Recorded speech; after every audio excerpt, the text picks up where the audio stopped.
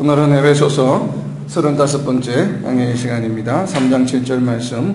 특별히 오늘 제목을 보시면 은혜의 선물로 일꾼이 되었다라고 하는 내용입니다. 에베소서 3장은 그리스도의 비밀로 시작하고 있습니다. 1절에서 6절까지는 바울이 그 비밀을 깨달은 사실과 바울 이전의 사람들의 아들들에게 그 비밀을 드러내지 않으신 이유를 세 가지로 설명하고 있습니다. 그 이유는 이방인들로 하여금 그리스도를 믿음으로 함께 상속자가 되고 지체가 되고 그리고 또한 약속에 참여한 자들이 되게 하기 위함이라고 지난주에 살펴보았습니다. 이어지는 오늘 본문 3장 7절에서는 사도 바울이 복음을 위해 어떻게 하나님의 일꾼이 되었는지에 대하여 설명하고 있습니다. 오늘 3장 7절 말씀을 보면 복음의 일꾼이 된 것에는 두 가지 원리를 소개하고 있습니다. 첫 번째는 하나님의 능력이 역사하시는 대로, 그리고 두 번째는 하나님의 은혜의 선물로 라는 바로 이 두 가지의 원리로 사도 바울이 일꾼이 되었다라고 이야기하고 있습니다. 우리의 신앙생활에서 이 두 가지의 이 원리는 대단히 중요합니다. 우리의 신앙생활뿐만 아니라 우리가 사회에서 직장 생활을 할 때도 또 우리가 학교에서 생활할 때도 이 두 가지의 원리는 대단히 중요한 원리입니다. 그래서 오늘 이 두 가지 원리에 대해서 조금 상세하게 살펴보도록 하겠습니다. 먼저 하나님의 능력이 역사하시는 대로를 살펴보면 여기에 키워드는 당연히 능력이죠. 하나님의 능력과 역사라고 하는 이 능력과 역사라고 하는 두 키워드가 있습니다. 우리가 성경을 통해서 하나님의 능력이 어떻게 역사하시는지를 그 예를 너무나도 많이 보고 있습니다. 또 성도들 간의 대화 가운데서도 하나님의 능력에 대해서 이야기할 때가 많이 있습니다. 그런데 정작 우리가 이 하나님의 능력이 과연 어떤 것인지에 대해서는 우리 가슴에 잘 와닿지가 않죠. 그래서 어떤 성도들은 하나님의 능력이 마치 구약 시대에 있었던 것처럼, 그러니까 출애굽 때 10가지의 또 재앙을 기적을 불러일으키셨던 하나님의 능력, 그리고 예수님께서 이 땅에 오셔서 죽은 자를 살리신 능력, 또 나병 환자를 치유하신 능력, 이러한 것들, 그래서 마치 지금 이 시대에 하나님의 능력이 역사하시는 것이 아니라 아주 먼 옛날 이야기로 생각하는 경우가 너무나도 많이 있습니다. 그래서 오늘은 하나님의 능력이 오늘 이 시간에도 우리에게 어떻게 역사하시는지를 조금 살펴보려고 합니다. 하나님의 능력이라고 할 때 이 능력이라고 하는 헬라어 원어는 두나미스라고 하는 단어인데 신약에 상당히 많이 나오는 단어입니다. 이 단어의 뜻을 그 자체로 보게 되면 바로 force, 물리학에서 말하는 힘이라고 하는 단어의 의미이죠. 그리고 ability라고 하는 능력이라고 하는 의미를 가지고 있고, 그리고 기적과 같은 어떤 힘을 우리가 두나미스라고 하는 헬라어로 표현을 합니다. 이 두나미스가 우리 한글 개역개정에서는 어떻게 번역되고 있는지 다양하게 번역이 되고 있는데 그 몇 가지 대표적인 몇 구절을 살펴보고자 합니다. 가장 먼저 우리가 너무나도 잘 알고 있는 마태복음 6장 13절에 있는 주기도문 마지막 부분에 나오는 단어입니다. 우리를 시험에 들게 하지 마시옵고 다만 악에서 구하시옵소서. 나라와 권세와 영광이 아버지께 영원히 있사옵나이다 라고 말씀하고 있는데, 이 6장 13절에서는 두나미스라고 하는 단어가 무엇으로 번역이 되어 있을까요? 우리 주기도문의 마지막 부분인데 나라와 권세와 영광이 아버지께 영원히 있사옵나이다 할 때 바로 이 권세로 번역되어 있는 단어가 두나미스라고 하는 단어입니다. 마태복음 6장 13절에 권세로 번역되어 있는 단어가 바로 두나미스라고 하는 단어입니다. 이 능력과 오늘 에베소서 3장 7절에는 능력으로 번역되어 있는 이 두나미스라는 단어가 마태복음 6장 13절에서는 권세로 번역이 되어 있죠. 우리 한글 단어로 비교해 보면 능력과 권세는 분명히 그 뉘앙스가 상당히 다르게 느껴집니다. 그러나 이 능력이라고 하는 것은 일반적인 무언가를 할 수 있는 힘이라고 한다면 이 마태복음 6장 13절에 있는 권세로 번역되어 있는 것은 어떤 그 특별한 권한이 부여됨으로 인해 일을 처리할 수 있는 힘을 나타내는 것으로 우리가 이해할 수가 있습니다. 산상수훈의 마지막 부분에서 또한 예수님께서 천국이 도래할 때의 상황을 설명하신 마태복음 7장 22절에도 이 두나미스라는 단어가 사용되고 있는데 마태복음 7장 22절입니다. 그날에 많은 사람이 나더러 이르되 주여 주여 우리가 주의 이름으로 선지자 노릇하며 주의 이름으로 귀신을 쫓아내며 주의 이름으로 많은 권능을 행하지 아니하였나이까 하리니. 바로 예수님이 재림하실 때 예수님 앞에서 많은 성도들이 우리가 이렇게 열심으로 주님을 따랐다라고 이야기하는 바로 그 장면에 대해서 예수님께서 설명하시는 부분입니다. 바로 이 마태복음 7장 22절에 보면 주의 이름으로 많은 권능을 행하지 아니하였나이까. 딱히 우리가 정확하게 설명하기 쉽지는 않지만 권세와 권능은 미묘한 단어의 의미 차이에 가지고 있습니다. 권능은 아무나 하는 것이 아니라 특별한 자만이 할 수 있는 것을 의미하고, 그래서 마태복음 7장 22절에서는 영어 성경에서는 기적이라고 번역하고 있습니다. 그래서 NIV 성경에서 보면 miracle이라고 번역이 되어 있고 KJV에서는 wonderful works라고 번역으로 하고 있습니다. 그래서 아주 뛰어난 일, 그래서 일상적이지 않은 일, 아주 우리가 사람으로 살 수 없는 그러한 일들을 바로 이 권능이라고 하는 단어로 번역하고 있습니다. 또 이와 유사한 어떤 미러클과 같은 아주 뛰어난 기적과 같은 일들로 번역하고 있는 또 다른 성경 구절이 있는데 바로 마가복음 9장 39절입니다. 마가복음 9장 39절에 보면 예수께서 이르시되 금하지 말라 내 이름을 의탁하여 능한 일을 행하고 즉시로 나를 비방할 자가 없느니라. 이 역시 예수님께서 하신 말씀입니다. 여기서 능한 일로 번역되어 있는 단어가 바로 두나미스라고 하는 헬라어 원어입니다. 영어 성경에서는 동일하게 방금 살펴본 구절처럼 미러클이라고 번역이 되어 있지만 개역개정에서는 기적, 그리고 또 여기 마가복음에서는 능한 일로 번역하고 있습니다. 또한 이 두나미스라고 하는 단어는 지금까지 살펴본 것처럼 권능, 권세, 능한 일, 기적 이 외에 우리가 조금 받아들이기 어려운 개역개정으로 한글로 번역된 구절이 있습니다. 바로 예수님께서 달란트 비유로 말씀하시는 마태복음 25장에 보면, 마태복음 25장 15절 말씀에 보면 각각 그 재능대로 한 사람에게는 금 5달란트를, 한 사람에게는 2달란트를, 또 한 사람에게는 1달란트를 주고 떠났더니, 두나미스라고 하는 단어가 재능으로 번역되어 있습니다. 이 문장에서는 왜 재능으로 번역이 되어 있는지 우리가 좀 심도 깊게 묵상해 볼 필요가 있습니다. 그리고 예수님께서 다시 한번 마가복음에서 예수님이 다시 오실 때에, 재림하실 때의 모습을 설명하는 그 장면에서 이 두나미스라고 하는 단어를 사용하고 있습니다. 마가복음 14장 62절에 보면 예수께서 이르시되 내가 거니라 인자가 권능자의 우편에 앉은 것과 하늘 구름을 타고 오는 것을 너희가 보리라 하시니, 예수님이 다시 오실 때 구름을 타고 오신다고 하는 것을 설명하는 장면에서 바로 이 두나미스라고 하는 단어가 사용되고 있는데, 바로 그 단어는 권능자라고 지금은 번역되어 있습니다. 인자가 권능자의 우편에 앉은 것과, 그럼 여기서 권능자는 누구일까요? 하나님이시죠. 하나님 우편에 예수님이 앉아 계시기 때문에, 그래서 이 두나미스라고 하는 단어가 하나님을 바로 다이렉트로 지칭할 때에도 이 두나미스라고 하는 단어가 사용됩니다. 그래서 마가복음 14장 62절에서는 그것을 권능자라고 번역하고 있습니다. 하나님을 능력 그 자체로 표현하고 있는 것이죠. 즉 하나님이 곧 능력이신 것입니다. 바울 사도가 방언에 대해서 설명하고 있는 고린도전서 14장에도 이 두나미스란 단어가 사용되고 있는데 저희가 좀 이해하기가 쉽지 않은 부분이기도 합니다. 고린도전서 14장 11절에 보면 그러므로 내가 그 소리의 뜻을 알지 못하면 내가 말하는 자에게 외국인이 되고 말하는 자도 내게 외국인이 되리니 라고 하는 이 고린도전서 14장 11절에는 어떤 단어가 두나미스가 번역되어 있을까요? 헬라어 원어를 보면 바로 이 뜻으로 번역되어 있는 단어가 두나미스라고 하는 단어입니다.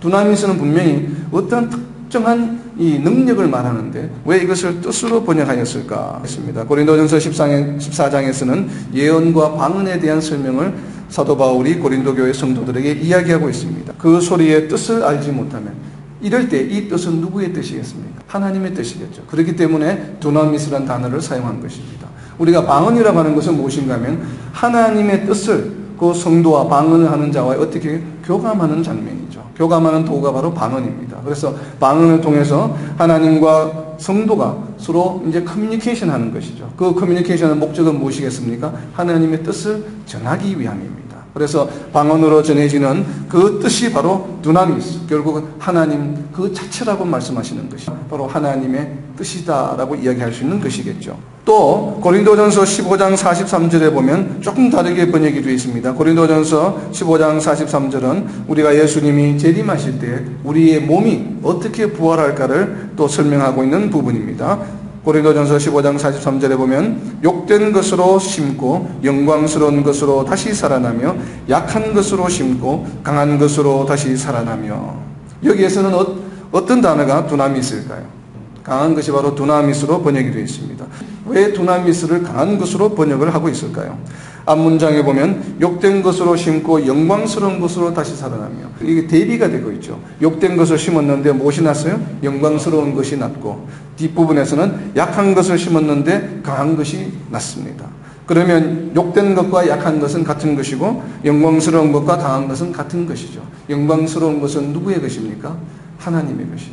강한 것이라고 번역이 되어 있지만 이 헬라어 단어는 바로 두나미스, 하나님 자신을 나타내는 것입니다. 그래서 우리가 약한 것을 심었는데 하나님의 능력으로 나타났다는 얘기예요. 그래서 이것을 개역개정에서는 우리가 좀 이해하기 쉽게 그냥 강한 것으로 다시 살아나며 이렇게 표현하고 있습니다. 그래서 바꾸어 이야기하면 약한 것으로 심었는데 하나님의 능력으로 그 약한 것이 다시 살아났다라고 하는 의미이죠. 그래서 이렇게 두나미스를 보면 이 단어가 능력과 권능과 권세와 그리고 심지어 재능, 능한 일, 권능자, 뜻, 또 강한 것, 이렇게 아주 다양하게 한글로 번역이 되어 있지만 우리가 이 모든 것을 고려하면 결국 하나님의 능력이라고 할 때 이 능력은 무엇을 의미할까요? 바로 하나님이 곧 능력이시다라고 하는, 하나님의 능력 그 자체라고 하는 것을 의미한다는 것을 우리가 이해할 수 있습니다. 그렇다면 우리가 하나님의 능력이라고 이야기할 때 이 하나님의 능력이 그럼 오늘날 우리에게 어떻게 나타나는가 하는 것이 바로 역사하시는 대로라고 하는 표현을 쓰고 있습니다. 여기에서 이 역사라고 하는 헬라어 단어는 엔에르가이아라고 하는 단어인데 생각 외로, 의외로 신약성경에서 그다지 많이 사용되고 있지 않습니다. 한 8차례 정도만 사용되고 있는데 이 엔에르가이아라고 하는 단어는 영어로 번역하면 effectual working이라고 합니다. 뭔가 이렇게 영향을 주어서 움직이게 하는 것을 말합니다. 우리가 어떤 물건이 있을 때 그 물건이 저절로 움직이는 것이 아니라 어떻게 해요? 외부의 힘에 의해서 그 영향으로 인해서 움직이는 것을 말합니다. 이럴 때 바로 이 엔에르가이아라고 하는 단어를 쓰는데 이 단어를 한글로 번역해서 역사라고 하는 단어로 번역하고 있습니다. 오늘 본문 에베소서 3장 7절에서도 보면 하나님의 능력이 우리로 하여금 무언가를 행하게 한다라고 하는 표현을 바로 하나님의 능력이 우리에게 나에게 역사하사라고 이렇게 표현하고 있습니다. 이것을 다르게 표현하면 우리의 힘이나 능력으로 하는 것이 아니라 오직 하나님의 능력으로만 어떤 일을 행한다라고 하는 것을 말하는 것입니다. 하나님의 능력은 우리에게 어떻게 역사합니까? 여러분, 하나님의 힘이, 하나님의 능력이 여러분들을 통해서 역사한 것을 체험해 보신 적이 있나요? 체험해 보신 적이 있습니까? 우리가 어떻게 설명할 수 있습니까? 우리가 하나님의 능력에 대해서 너무 이렇게 추상적으로 생각하다 보니까 우리의 삶 가운데 하나님의 능력이 어떻게 역사하시는지를 잘 이해하지 못할 때가 너무나도 많습니다. 이미 하나님의 능력이 우리를 통해서 역사하고 계시는데도 불구하고 우리는 하나님의 능력이 역사하고 있음을 알아채지 못할 때가 너무나도 많이 있습니다. 그래서 아까 살펴본 것처럼 바로 각각 그 재능대로 한 사람에게는 금 달란트를 주었다고 하는 표현이 굉장히 의미심장한 표현인 것입니다. 재능이라고 하는 것이 무엇입니까? 바로 그 사람의 탤런트죠.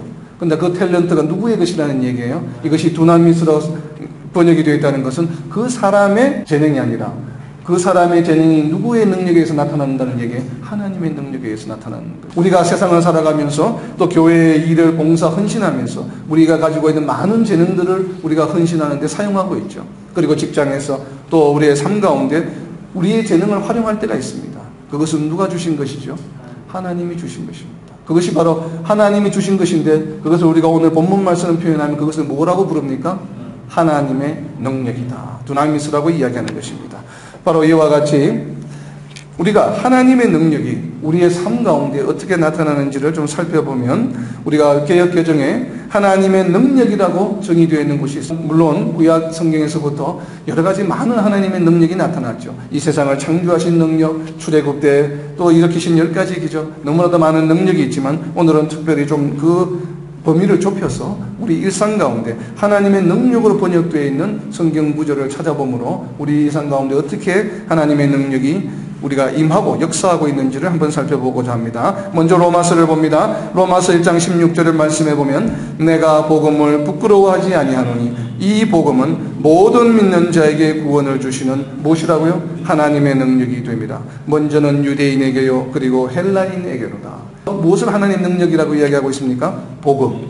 복음은 모든 믿는 자에게 구원을 주시는 하나님의 능력이 됩니다. 복음 이퀄 하나님의 능력이라고 로마서 1장 16절에서 말씀하고 있습니다. 이것은 무엇을 의미합니까? 하나님의 능력이 복음과 연관되어서 역사하시는구나 라고 하는 것을 우리는 알 수가 있습니다. 그래서 바울 사도는 이어서 고린도전서 1장 24절에서는 하나님의 능력을 다르게 표현하고 있습니다. 고린도전서 1장 24절 말씀입니다. 오직 부르심을 받은 자들에게는 유대인이나 헬라인이나 그리스도는 하나님의 능력이요 하나님의 지혜니라. 그리스도는 하나님의 능력이라고 이야기하고 있습니다. 왜 그렇습니까? 그리스도가 복음의 핵심이기 때문에 그렇죠. 복음의 방도가 바로 예수 그리스도시죠. 그래서 예수 그리스도를 하나님의 능력이라고 표현하고 있는 것입니다. 자, 이제 복음이 하나님의 능력이라고 말씀하셨고, 그래서 그리스도가 하나님의 능력이라고 이야기했습니다. 그러면 복음이 우리 각각 개인에게, 우리에게 다가와서 또 다른 사람에게 복음이 전해져서 그 복음이 복음으로 이루어지려면 각 사람의 무엇이 뒤따라야 합니까? 받아들이고 믿어야 되죠. 그것을 믿지 아니하면 복음은 이루어지지 않죠. 그래서 복음이 하나님의 능력이고 또 그래서 그리스도가 하나님의 능력이면 또 무엇이 하나님의 능력이겠습니까? 그래서 고린도전서 2장 5절에 바울 사도는 설명하고 있습니다. 고린도전서 2장 5절에 너희 믿음이 사람의 지혜에 있지 아니하고 다만 하나님의 능력에 있게 하려 하였노라. 하나님의 능력이 무엇이라고요? 믿음을 하나님의 능력이라고 이야기하고 있습니다.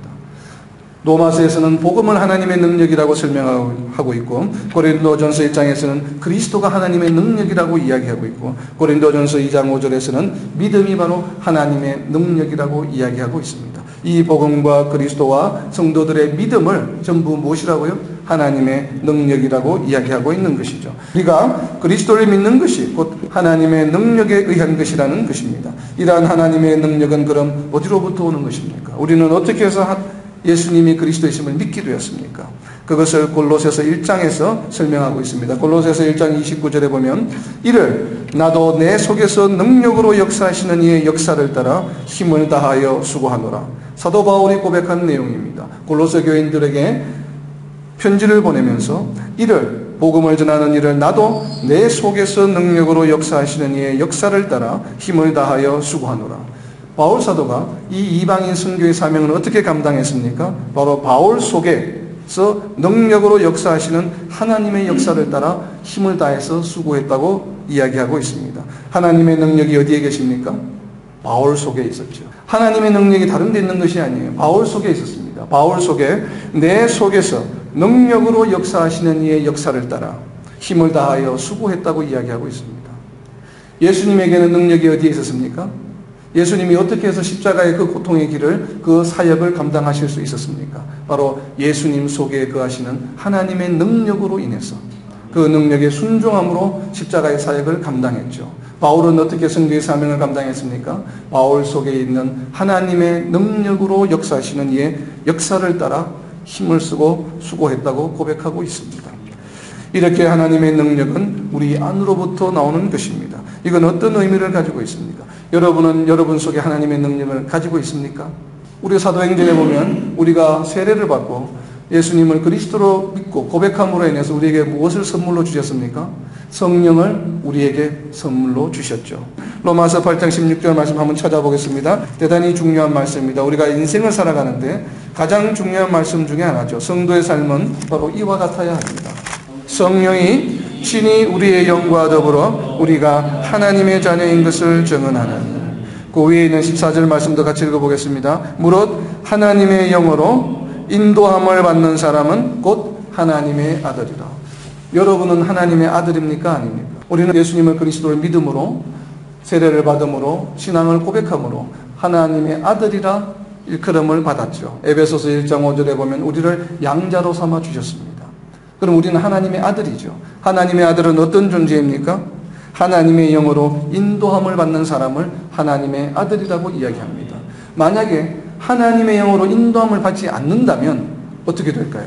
하나님의 아들이 아닌 것이 되는 것이죠. 왜냐하면 하나님의 아들의 정의는 하나님의 영으로 인도함을 받는 사람을 하나님의 아들이라고 부른다고 로마서 8장 14절에서 분명히 말씀하고 있기 때문에 그렇습니다. 그래서 이어지는 16절 말씀에 성도로서 살아가는 삶의 모습은 어떠합니까? 하나님의 영이 우리의 영과 더불어 우리가 하나님의 자녀인 것을 우리의 삶을 통해서, 우리의 말을 통해서, 우리의 생각을 통해서 주변 사람들에게 하나님의 아들임을 나타낸다라고 이야기하고 있습니다. 이것이 성도의 삶입니다.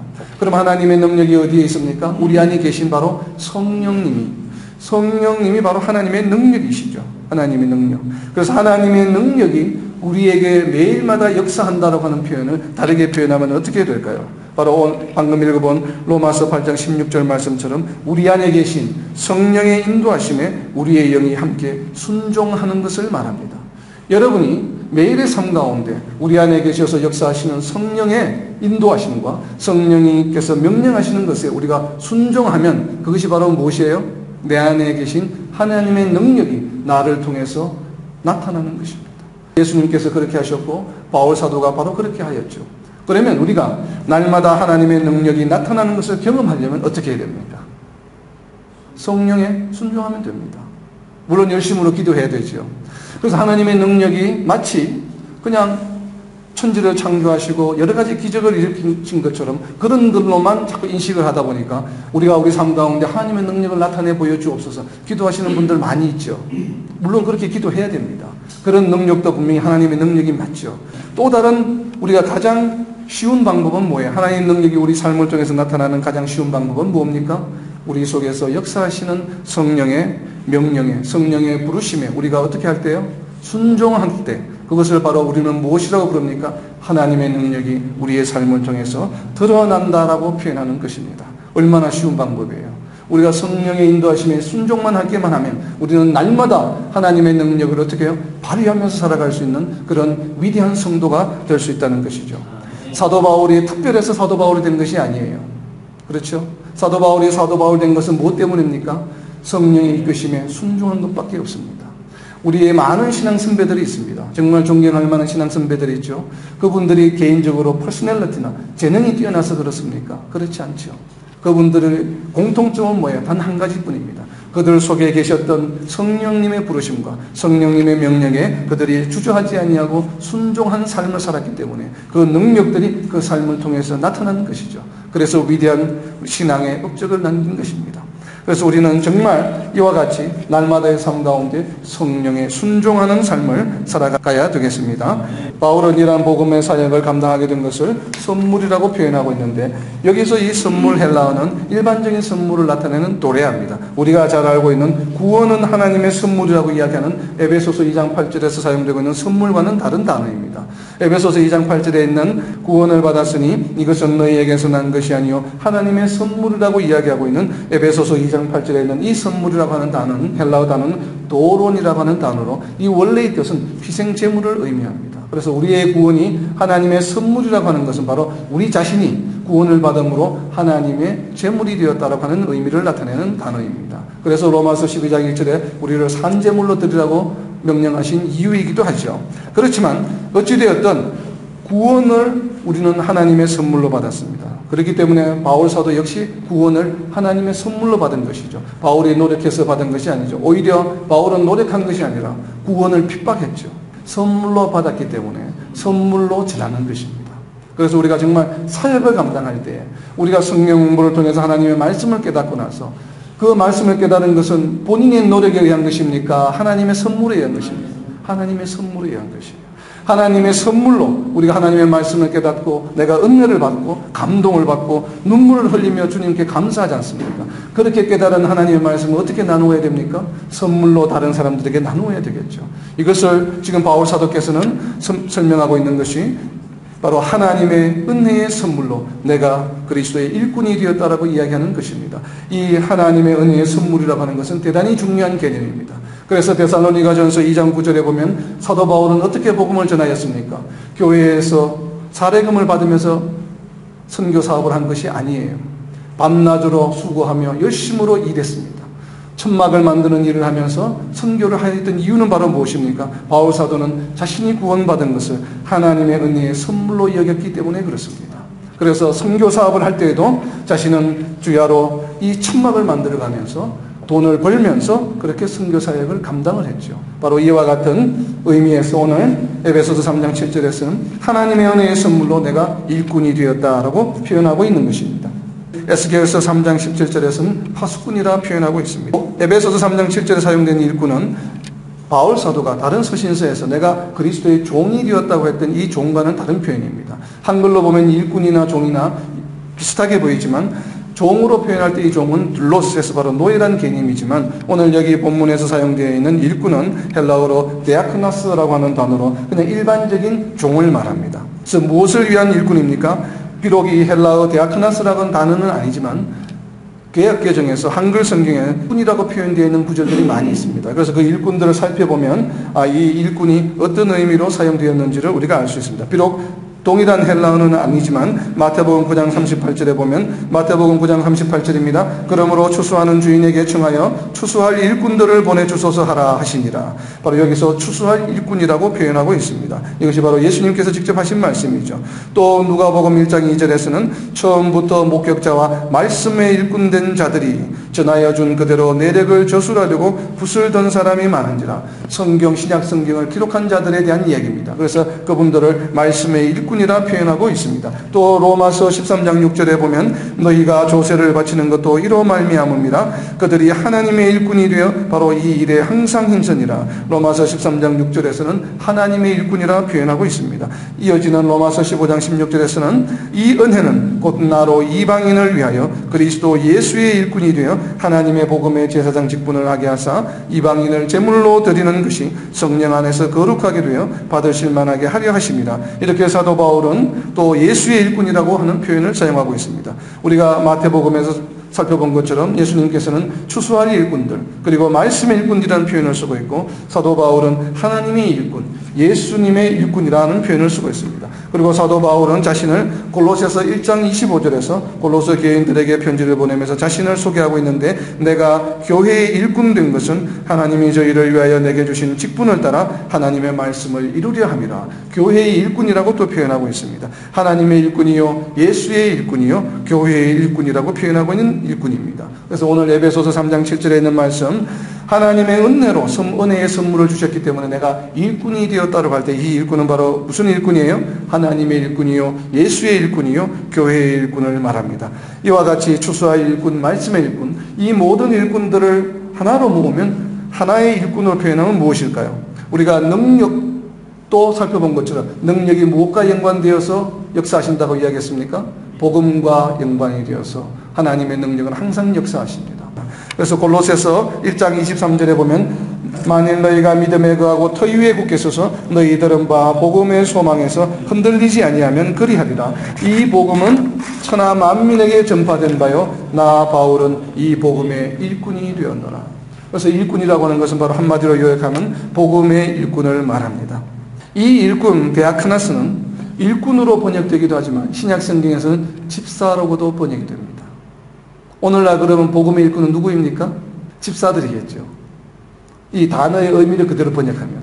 그러나 복음의 일꾼은 오늘 우리가 본 것처럼 복음과 일꾼 양성, 우리 BKC의 모토처럼 모든 성도들이 복음의 일꾼이 되어야 되겠죠.